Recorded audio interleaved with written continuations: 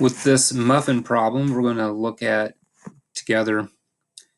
This is a common question that I've seen when you're combining random variables, and it's a tougher one because of the idea of trying to subtract away from something that's combined. So as we work through this, I really want to challenge you to think about what was the variable that is combined. So we have this box of 6 muffins, and we're going to combine 6 muffins with an empty box to get a full box. And the question that we're looking for is for just one muffin. So this is where it's helpful to define some variables. Let's say 6 muffin plus empty box equals full. And we're kind of writing a little equation to represent the random variables. And off to the side, you can say that this is the random variable for full box, this is the random variable for empty, and this is the random variable for one muffin. Well, if we try to work on the mean, this algebra equation is just fine. We can quickly calculate the mean. Mu equals 160 minus 1.7 divided by 6. So as usual, no surprises for the mean, 26.383 grams. But for the standard deviation, I know I need to use the Pythagorean theorem. And when you go back to this, you can keep track that this right here is what is being combined. We are combining 6 muffins with an empty box. The combination of that makes full. So when you're using the Pythagorean theorem, it's always important to remember that the answer you get is the combined answer.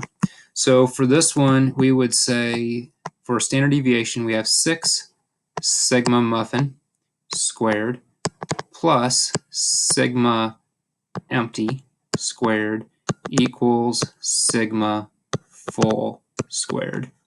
And then we can work on our math. 6 sigma muffin squared plus sigma empty squared would be 0.13 squared equals, and then go up to standard deviation 1.7 squared. Then do a little bit of algebra here, and we're going to get 6 sigma muffin squared equals 1.7 squared minus 0.13 squared. And you can kind of see where this is going to finish up the problem. We'll divide by 6 and square root to find out sigma muffin. So in this case, we end up getting 1.264.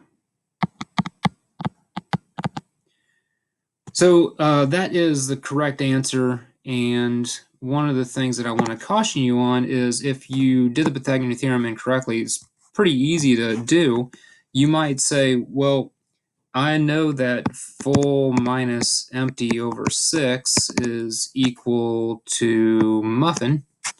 So why don't I just use that? And I'm going to say that full minus empty equals 6 muffins. And indeed, in terms of algebra, these are the same thing. But if you're using this and saying I'm combining full and empty, you might be tempted to say 1.7 squared plus 0.13 squared, using variances always add, and get 6 sigma muffin squared. And that is incorrect. That's just going to get you a totally, well, close but different answer. Another issue is just order of operations. Right here, keep in mind, this is 6 times the standard deviation of one muffin. And so the 6 is not squared. It is repeating the combining of one muffin and another and another and another until all 6. So I hope that helps. Try the next examples in your packet. See how it goes.